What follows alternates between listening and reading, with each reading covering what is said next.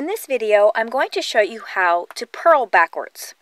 Now, in a previous video, I showed you how to knit backwards, and that was to do this entrelac shawl or stole. This is a knit fabric, a knit entrelac. However, if you were doing a garter stitch entrelac, then instead of knitting backwards, you would need to purl backwards. So I'm going to show you that today. And again, this piece was done with a knit backwards versus a purl backwards. So I just want to make that clear.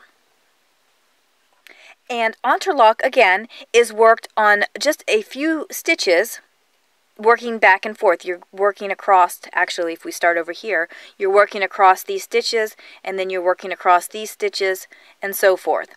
And so that is why being able to knit or purl backwards becomes a very necessary skill. Now, again today, I'm going to demonstrate on just a flat piece where I'm working all of the stitches, because like I said before when I was showing how to knit backwards, it is a lot easier to learn this technique when you're just practicing rather than trying to focus on the whole technique of doing entrelac. So I'm going to demonstrate it on just this piece here.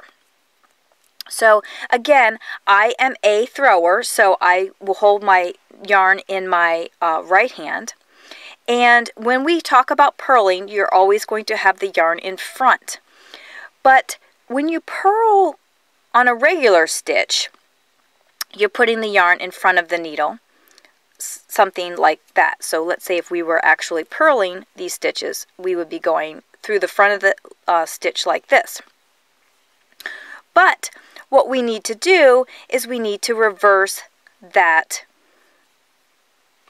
We need to reverse that stitch to come the other way. So we want to do a purl so that we get the garter stitch ridges, but we don't want to have to turn our work.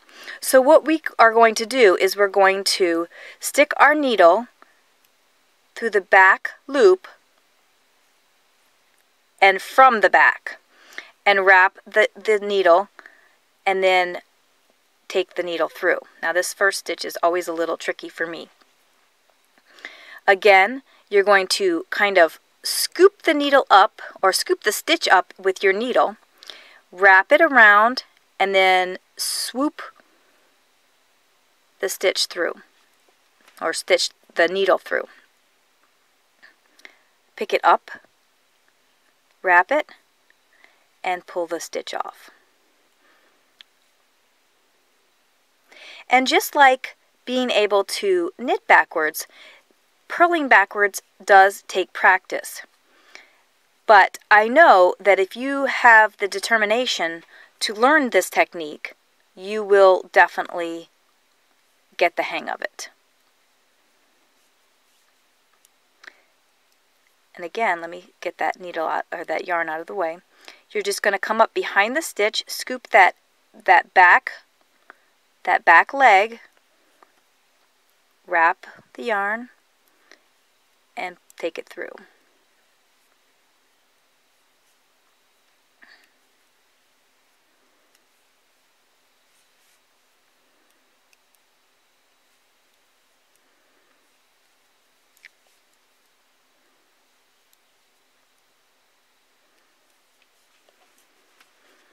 And you'll see that I am getting a purl bump on the front of this work, even though I am working from the front.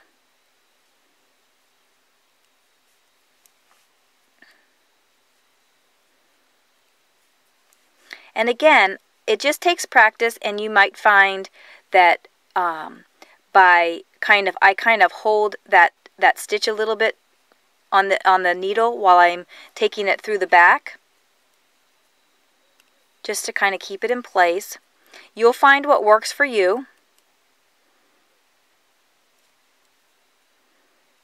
But if you're doing any kind of entrelac project, whether it's big or small, and if you're doing it in garter stitch, practice will make perfect.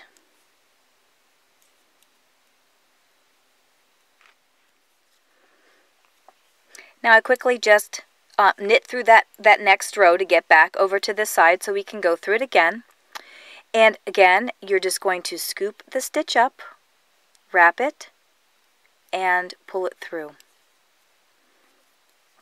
Now, I don't know if the reason that I decided to teach myself this technique was because I was lazy with the interlock when I was doing an interlock dishcloth in Garter Stitch. I just, you're working on, 6 to 8 stitches, and you're having to turn your work every single row after 6 or 8 stitches. And even on a small piece, it got kind of annoying, which is why I decided that I needed to figure out how could I purl when I didn't have to turn the work, because it did get very annoying having to turn the work all the time. So it was either that I was lazy, that I didn't want to turn the work, or I just wanted to challenge myself to try and learn something new. I like to learn different ways to knit, and this was kind of like a new way to knit for me. Gives me another option. And there you have it, purling backwards, a great technique to know if you are going to be doing garter stitch entrelac. Thanks so much for watching. I hope you enjoyed this tutorial. Please check my YouTube channel for other tutorials that I have posted.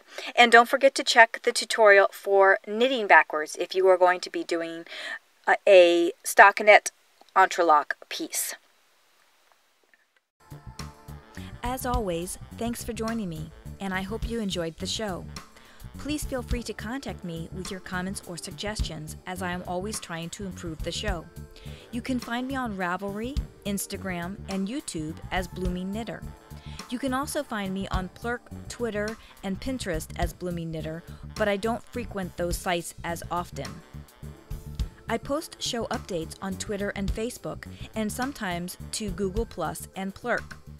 I am Miss Aerobics on MyFitnessPal and Fitbit. You can always find all the old episodes as well as links to the tutorials on the blog at www.knittingblooms.com. And you can also follow the show on Facebook. You can email me at knittingblooms@gmail.com, and show notes can be found at knittingblooms.com.